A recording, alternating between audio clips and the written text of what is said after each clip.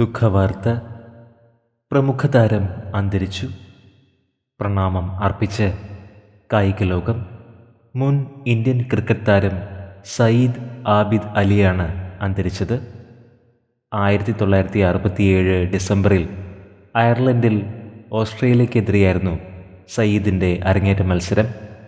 ഈ മത്സരത്തിൽ 6 വിക്കറ്റ് നേടി. അതേ പരമ്പരയിൽ തന്നെ 2 അർദ്ധ സെഞ്ചുറികളും സ്വന്തമാക്കി. 1975 ഏകദിന ലോകകപ്പിലും പ്രിയതാരം ഇന്ത്യയ്ക്കായി ജേഴ്സി അണിഞ്ഞു.